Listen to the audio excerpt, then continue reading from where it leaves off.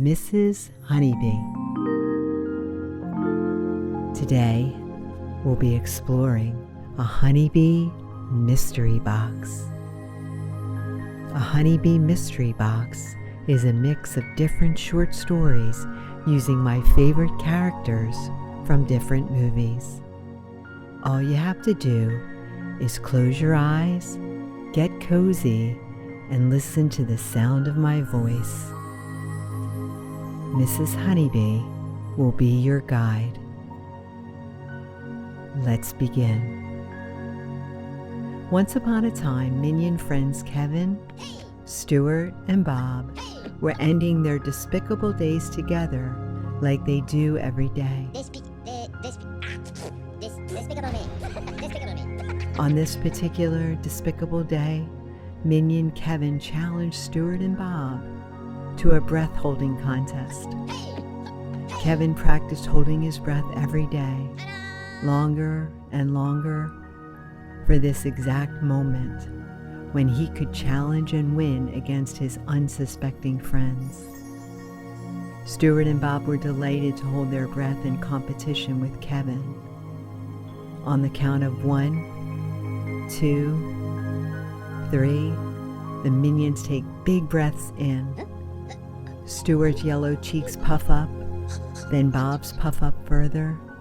Kevin is still breathing in more air, long after his friend's cheeks have puffed up full.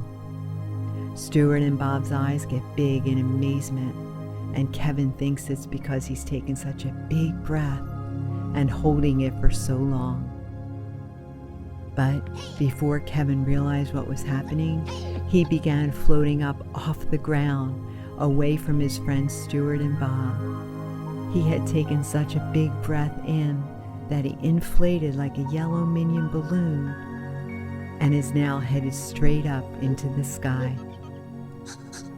Stuart and Bob let their breath go, worried that Kevin would fly away forever. They shouted at him to breathe out.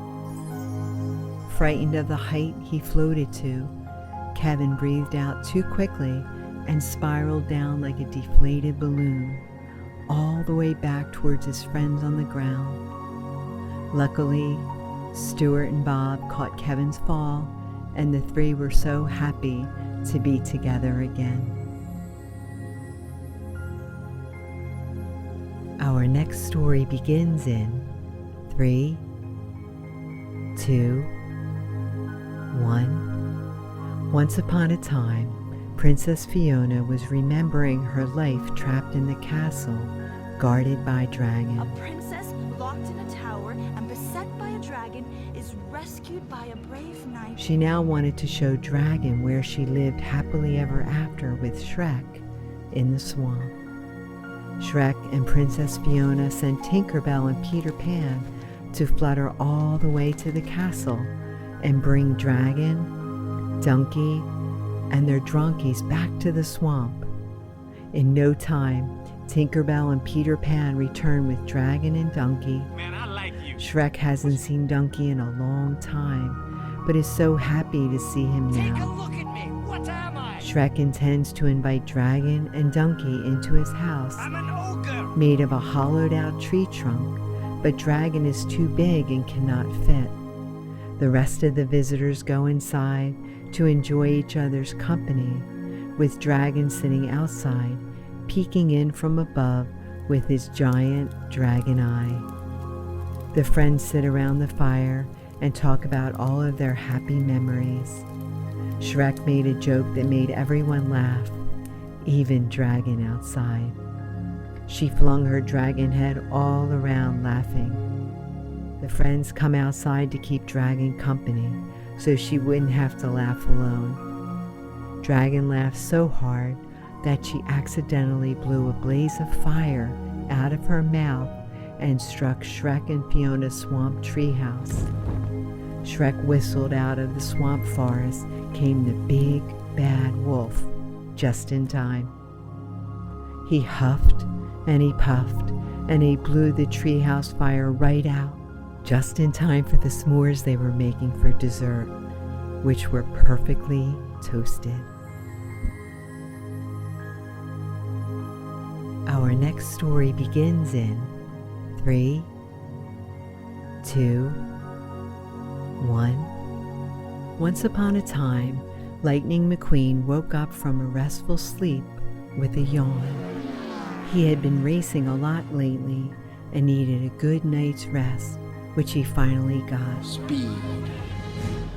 I am speed. He slept so well it took him a couple of minutes to blink open his eyes and get his day started. Lightning McQueen kicked his engine into high gear and began to roll off when he noticed that he couldn't properly drive. That's when he noticed one of his wheels felt funny. Luckily, Mater was driving by just then, so he stopped in to see his friend. Morning, Sleeping Beauty. Lightning McQueen was worried and frantic. His tire was losing air through a tiny hole. He must have tossed and turned in his deep sleep that he ran over a pin. Mater told Lightning McQueen to worry not, because he knew just what to do to help. Mater reached back into his truck bed, digging and searching for something with his towing hook. He pulled out a strip of heavy-duty sticky tape and stuck one end to his tailgate and used the hook to throw the tape out along the ground. Then Mater turned himself around and backed the sticky tape up to where Lightning McQueen could roll over it and tape his tire back together. Lightning McQueen rolled forward a little bit, then a little bit more, until his whole tire was taped up. Then Mater cut the tape with his hook and spun back around to enjoy a drive with his best friend, Lightning McQueen. Our next story begins in 3, 2, 1. Once upon a time, Moana was walking along the shore, letting little calm waves crash over the tops of her sandy feet. As she was strolling, a beautiful pink shell from the ocean splashed up. It sparkled in the sun when she held it up. Moana put the shell up to her ear to hear its ocean song. The glittering pink shell told a tale of her travels. A wave carried her all the way to the shore. Moana was so happy because now her and the shell could be best friends. But the shell spoke with a sad tone. Moana asked Shell why she was so sad, and the pink shell shimmered even more in the sun when she talked about her other half, who she spent so much time with and explored the whole ocean floor. First, I'm not a princess. I'm the daughter of the chief. The pink shell wanted to get back to her other half. Moana was a wayfinder who, with the help of Maui, was confident she could reunite Shell with her best friend. With Shell in hand, Moana set sail with Maui to help guide her. Why are you acting weird? She braved deep sea storms, It's cold. thrashing winds, and turbulent waves over 3 long days and nights. Moana got to the spot in the middle of the ocean where it was calm amid the raging storm all around. Floating right on top of the smooth water was another glittering pink shell. The two halves reunited, and Moana was so happy that her new friend was happy once again.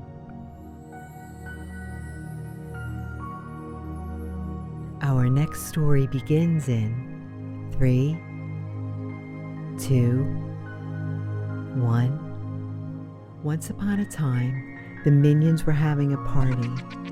There were festivities all around, lots of games and fun. A ground of minions were playing limbo, holding the bar almost to the ground, but still managing to squeeze under it.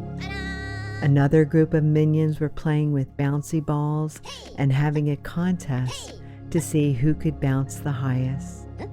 Those minions bounced their bouncy balls high into the air, with one bouncing just slightly higher.